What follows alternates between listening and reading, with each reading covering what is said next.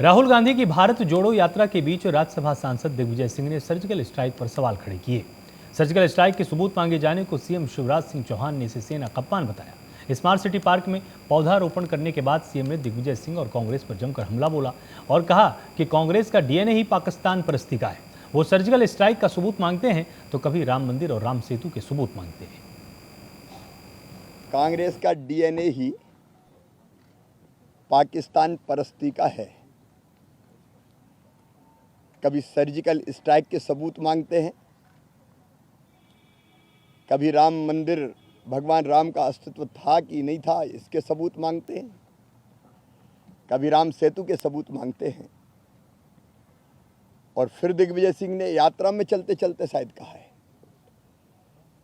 श्री राहुल गांधी जी साथ चल रहे हैं और दिग्विजय सिंह फिर सर्जिकल स्ट्राइक के सबूत मांग रहे हैं। ये सेना का मनोबल गिराने का पाप वो कर रहे हैं। पाकिस्तान के साथ वो खड़े हैं, ये दिखा रहे हैं। मैं तो श्री राहुल गांधी जी से ये जवाब मांगता हूं कि ये कैसी भारत जोड़ो यात्रा है। टुकड़े टुकड़े गैंग आपके साथ चल रही है, सेना का मनोबल गिराया जा रहा है और राहुल गांधी भी सवाल उठा रहे हैं कि सेना कमजोर होगी। ये देशभक्ति नहीं है। कभी दिग्विजय सिंह के राज में सिमी का गढ़ था, ये मध्य प्रदेश। सेना का मनोबल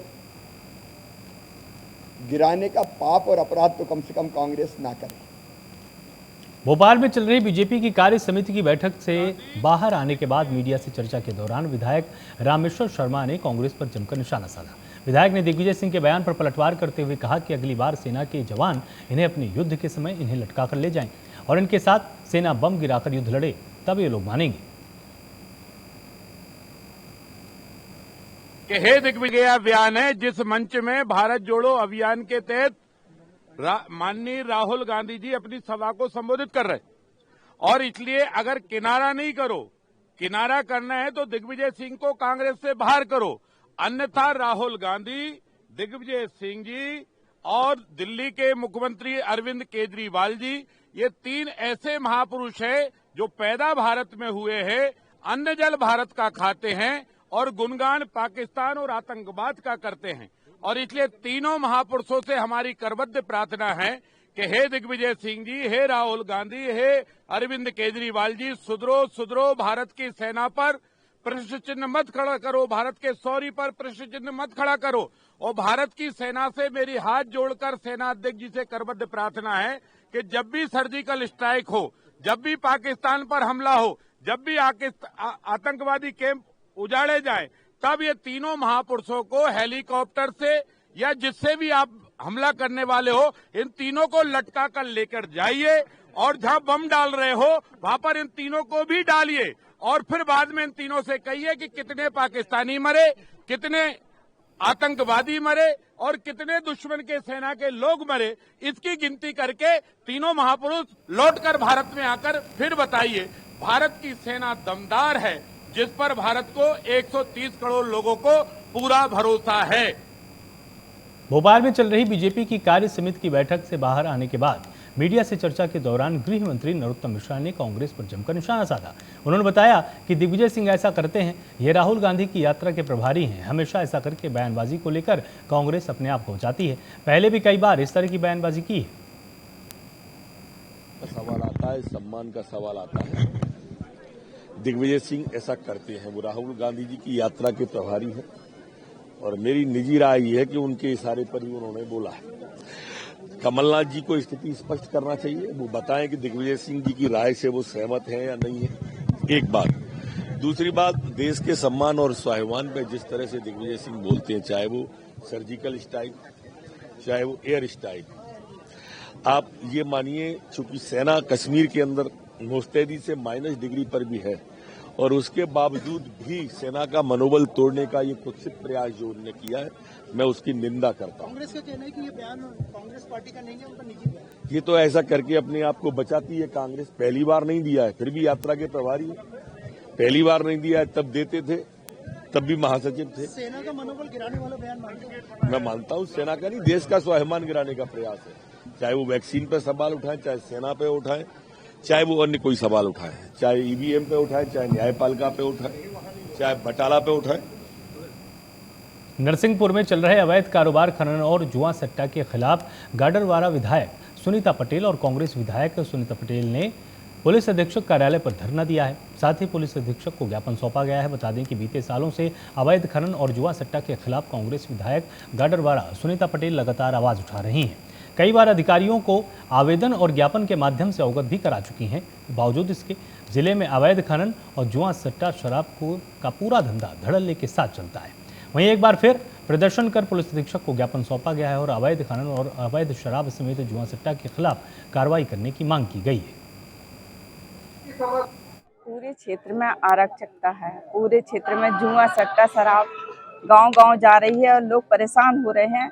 इसकी मैंने पहले पत्रों द्वारा मौखिक भी अधिकारियों से बात की, लेकिन इस पर रोक नहीं लगी, तो मुझे मजबूरन यहाँ एसपी कार्यालय के सामने आकर बैठना पड़ा और धरना देना पड़ा। किस तरीके के अवैध कारोबार नरसिंहपुर जिले में संचालित हो रहे हैं? किसी से छिपे नहीं है। हर गांव में जुआ सट्टा हो रहा है, टेबल लग के हो रहा है।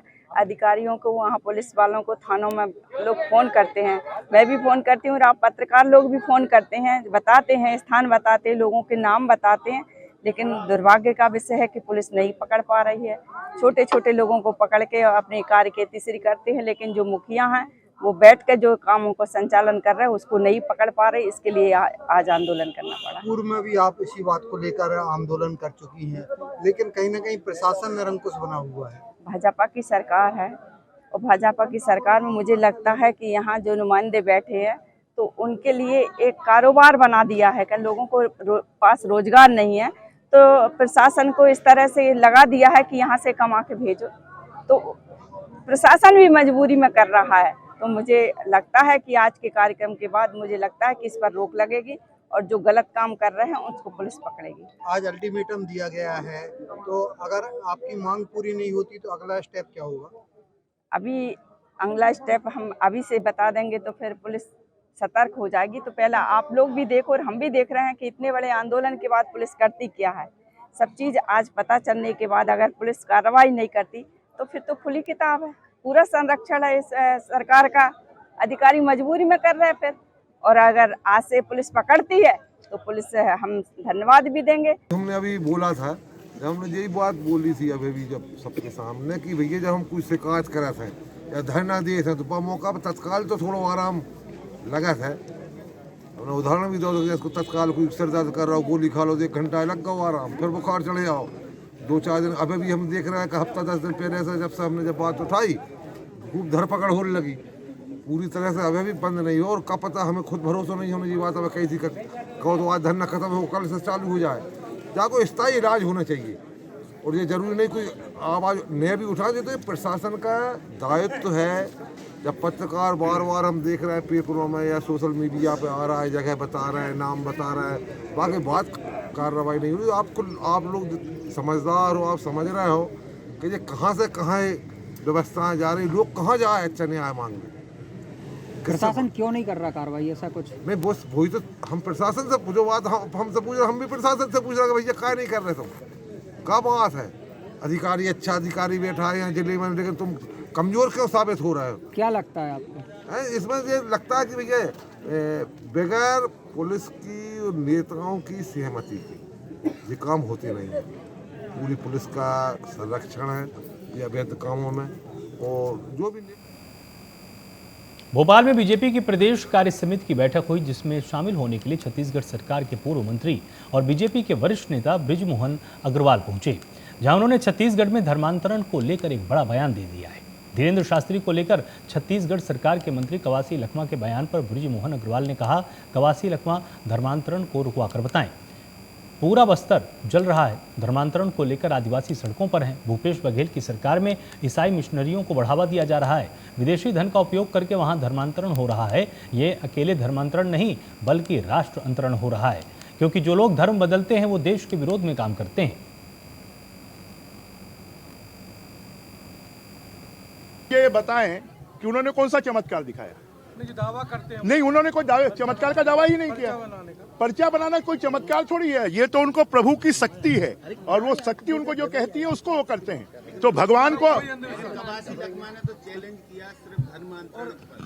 ऐसा है, पहले कवासी लखमा जी धर्मांतरण को रुकवा के बताए। पूरा बस्तर जल रहा है, पूरे बस्तर में आदिवासी सड़कों पर है धर्मांतरण के विरोध में। और ये भूपेश बघेल की सरकार के राज में, कवासी लखमा के राज में ईसाई मिशनरियों को पूरा बढ़ावा दिया जा रहा है। विदेशी धन का उपयोग करके वहां पे धर्मांतरण हो रहा है। और धर्मांतरण यहाँ पर होता है वो सिर्फ धर्मांतरण नहीं होता, वो राष्ट्रांतरण होता है। जैसे जैसे लोग धर्म परिवर्तन करते हैं वो देश के विरुद्ध काम करते हैं। बालाघाट मध्य प्रदेश के नवीन नवकरणीय ऊर्जा और पर्यावरण मंत्री हरदीप सिंह 2 दिवसीय प्रवास पर रविवार को बालाघाट पहुंचे हैं। उन्होंने करोड़ों रुपए के विकास कार्यों की सौगात जिले को दी है। लाल बर्रा के ग्राम जाम में आज 19 करोड़ 50 लाख रुपए की लागत से बनने वाली रोड के कार्यक्रम, शासकीय योजना और प्रधानमंत्री आवास योजना प्लस के कार्यों की अधिकारियों से जानकारी ली गई। जब जनपद के अधिकारियों से ग्राम जाम के लाभार्थियों के बारे में पूछताछ की गई तो अधिकारी सही जवाब नहीं दे पाए, जहां उन्होंने लापरवाह अधिकारी को टांग देने की बात कह दी। शासकीय योजनाओं के क्रियान्वयन और प्रधानमंत्री आवास योजना प्लस के कार्य में लापरवाही बरतने और सही जानकारी नहीं मिलने पर मंत्री नाराज हो गए।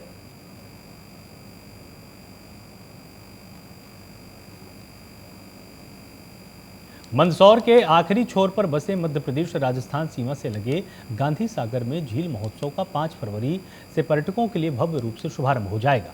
इसे देखने के लिए आसपास के क्षेत्र से कई पर्यटक पहुंचेंगे। इस महोत्सव को लेकर गांधी सागर में भव्य तैयारियां भी की जा रही हैं। बता दें कि गांधी सागर एक भव्य अभ्यारण्य में बसा हुआ है। मनोरम दृश्यों के साथ ही यहां पर तेंदुए, चीतल, मगरमच्छ सहित चंबल नदी के किनारे बसे अभ्यारण्य देखने को मिल सकते हैं। 1 फरवरी से यहां पर झील महोत्सव को लेकर आयोजन की शुरुआत हो जाएगी। 5 फरवरी से पर्यटकों के लिए झील महोत्सव को लेकर इसे खोला जाएगा। यहां 6 महीने तक चलने वाले आयोजन में गुजरात की लल्लू एंड कंपनी अपनी सहभागिता कर रही है।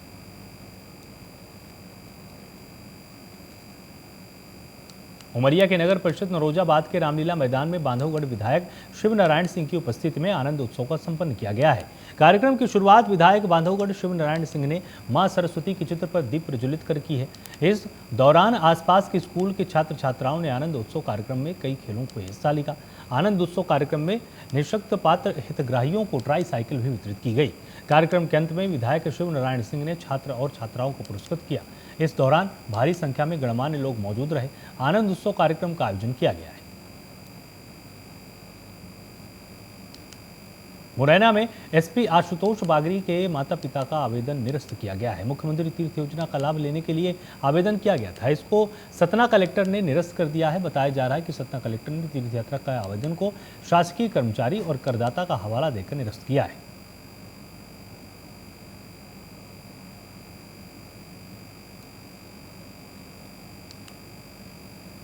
छिंदवाड़ा के सौसर में ब्लॉक कांग्रेस ने किसान आक्रोश रैली निकाली है और NH 547 पर चक्काजाम कर दिया। वहीं आज बीजेपी कार्यकर्ताओं ने राहुल मोहोड़ के नेतृत्व में नागपुर छिंदवाड़ा मार्ग तहसील कार्यालय के सामने कांग्रेस के आंदोलनकारियों की ओर से फैलाए गए कचरे को साफ किया, स्वच्छता का संदेश भी दिया। बता दें कि मोदी सरकार स्वच्छता को लेकर अभियान के रूप में काम करती है और बीजेपी के लोगों को जब कचरा होने की खबर लगी तो उन्होंने तुरंत पहुंचकर साफ सफाई का अभियान चलाया। आपको बताएं कि इस दौरान संगठन मंत्री अतीश पवार, जिला बीजेपी उपाध्यक्ष राहुल मोहोड़,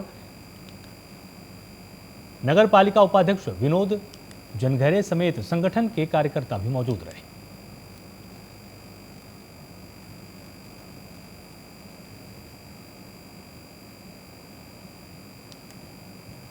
रीवा के नई गढ़ी सामुदायिक स्वास्थ्य केंद्र में 6 महीने से ज्यादा समय से एक्सरे रूम में ताला लटका हुआ है।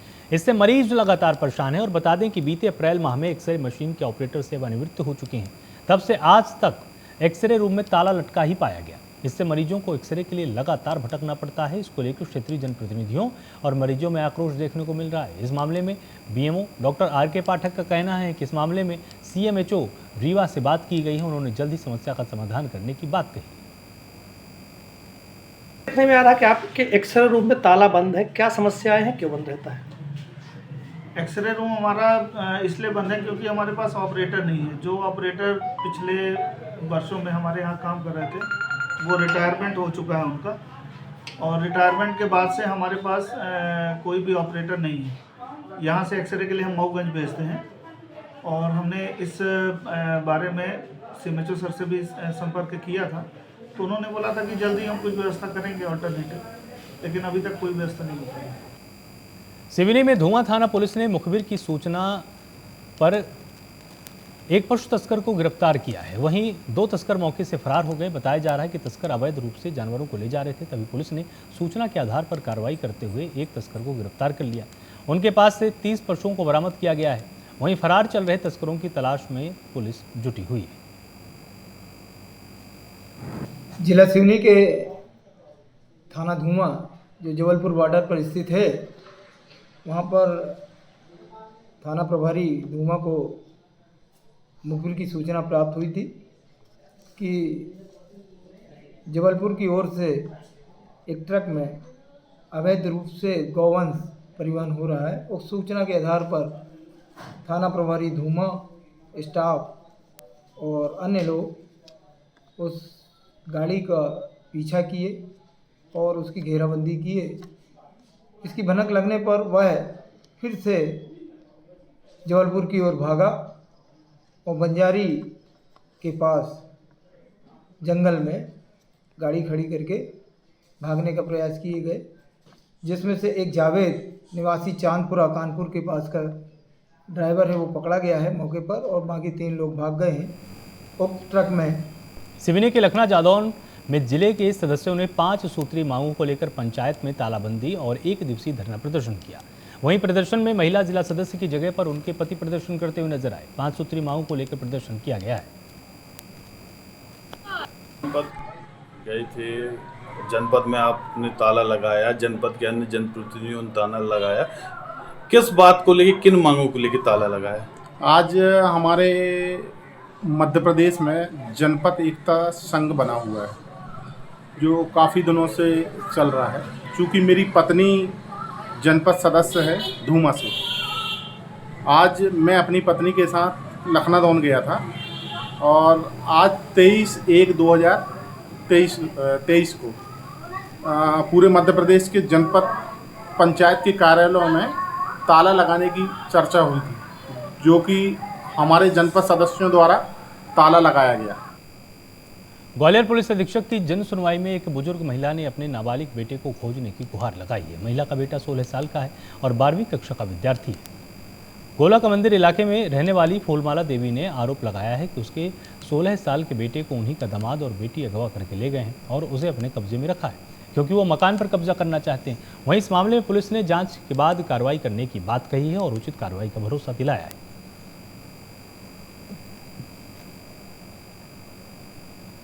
शायद मेरा बेटा 8 तारीख से गोल है अपराध कर लिया मेरे दामाद और लड़की ने। उसकी एसपी ऑफिस में भी शिकायत करी, गोले के मंदिर में भी करी, अभी तक है ना कोई कार्रवाई नहीं करी गोले के मंदिर थाने वाले ने। जब मैं पूछती हूँ फोन लगा के तो चिल्लाए पड़ते हैं, कर रहे हैं, बस ये बोलते हैं, और कुछ नहीं किया अभी तक। क्यों अगवा किया, क्या कारण है? मकान में है ना कब्जा करना चाह रहे हैं, और हमारे पति गुजर गए हैं पिछले सितंबर में। आपको बताएं 1 साल हो गई उनको गुजरे, 27 तारीख को सितंबर में। तो है ना अब बड़ा लड़का है वो पूना में है, जॉब कर रहा। अब घर में कोई है ही नहीं है, हम और छोटा बेटा ही रहते। उसके बाद कुछ नहीं पता चल रहा। हमें मोहल्ला वाले ने भी बोला, हमने थाने में भी बोला लड़की दामाद ले गया, तो वो कहने लगे ऐसे कैसे ले गए, ऐसे कैसे ले गए। उनकी बात भी हो चुकी है उन लोगों से, वो दरोगा है मौर्य, उनसे अब वो बताया, लेकिन को तैयार ही नहीं है जाने के लिए। अभी साहब ने बोला कि हम 2-3 दिन में बुला रहे, लेके आने ही पड़े उनको। बस। कितना बड़ा बच्चा है, क्या करता है? 16 साल का है, 12वीं में पढ़ रहा है। ये जो मामला है इसमें जो प्रार्थी हैं उनका ये कहना है कि उनका बेटा है जिसका एग्ज़ाम होने वाला है, बोर्ड के एग्ज़ाम है, पर्चे उसके होने वाले हैं, मगर एग्ज़ाम के पहले कुछ समय पहले जो है वो उनका जो कोई रिश्तेदार है जो उनके बच्चे को लेके गया है, जो कि मोहल्ले वालों ने भी देखा है और आस पड़ोस के लोगों ने भी देखा है, ऐसा उनका बोलना है। तो इस पे जो है जो थाने पे हमने 363 IPC के अंतर्गत जो है उसमें FIR दर्ज की है और जल्द से जल्द उसको बच्चे को दस्तयाब करके उनकी मांग से उनको हम पकड़वा देंगे।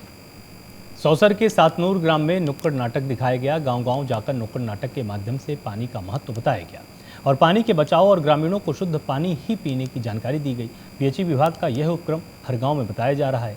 बता दें कि गांव के मुखिया और ग्राम पंचायत का सहारा लेकर यह जानकारी गांव-गांव दी जा रही है। इस नुक्कड़ नाटक के दौरान सातनूर ग्राम सरपंच गजानन, आंगनबाड़ी कार्यकर्ता और ग्रामीण उपस्थित रहे। सिंगरौली के मेढौली मोरवा वार्ड नंबर 10 अगरिया बस्ती में मानवाधिकार और अपराध नियंत्रण संगठन के चेयरमैन पंडित मोहित नवानी के जन्मदिन के मौके पर बच्चों को मिठाइयां बांटी गई। बता दें कि मानवाधिकार और अपराध नियंत्रण संगठन के पदाधिकारी अमित तिवारी, राष्ट्रीय महासचिव सत्येंद्र कुमार पासवान, प्रदेश महासचिव और प्रमोद द्विवेदी, उप संभाग अध्यक्ष के साथ साथ कई पदाधिकारी कार्यकर्ताओं ने बच्चों के बीच जाकर मिठाइयां बांटी हैं और बड़े ही धूमधाम से जन्मदिन मनाया है। साथ ही मेढौली के विस्थापितों ने MCL की ओर से किए जा रहे अधिग्रहण की समस्याओं के बारे में पदाधिकारियों को अवगत कराया है। हमारे चेयरमैन पंडित मोहित नवानी जी का जन्मदिन था, तो अंतर्राष्ट्रीय मानवाधिकार और अपराध नियंत्रण संगठन के वो चेयरमैन हैं।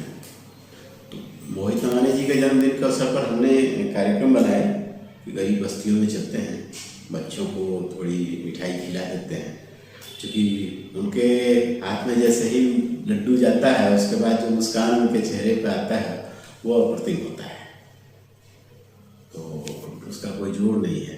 हम लोग सोचे कि चलो चलते हैं एक बार, लेकिन वहाँ गए तो मन व्यथित हो गया उन लोगों की पीड़ा देख के। वहाँ अगरिया एक जनजाति है जो विलुप्त हो रही है। सरकार उनको बचाने का प्रयास कर रही है और यहाँ NCL प्रबंधन और प्रशासन मिलकर उनको खत्म करने की तैयारी कर रही है। डिंडौरी में सहायक आयुक्त विभाग में लगातार घोटाले की खबरों के बाद अब सहायक आयुक्त विभाग भी अपने वरिष्ठ अधिकारियों को गुमराह कर रहे हैं। मामला सहायक आयुक्त विभाग में कंप्यूटर ऑपरेटर भर्ती का है, जिसमें साल 2021 में सहायक आयुक्त विभाग ने कंप्यूटर ऑपरेटरों की फर्जी भर्ती की है। इस मामले को लेकर सहायक आयुक्त विभाग ने आयुक्त जनजाति विभाग को गलत जानकारी दी, जिसमें खेल युवा कल्याण विभाग के समन्वयकों के नाम भेज दिए गए। इनके नाम अखबारों में आने से खेल युवा कल्याण विभाग के कर्मचारियों को जानकारी लगी, जिसके बाद कर्मचारियों ने आपत्ति जताई और जांच कर उचित कार्रवाई की मांग की।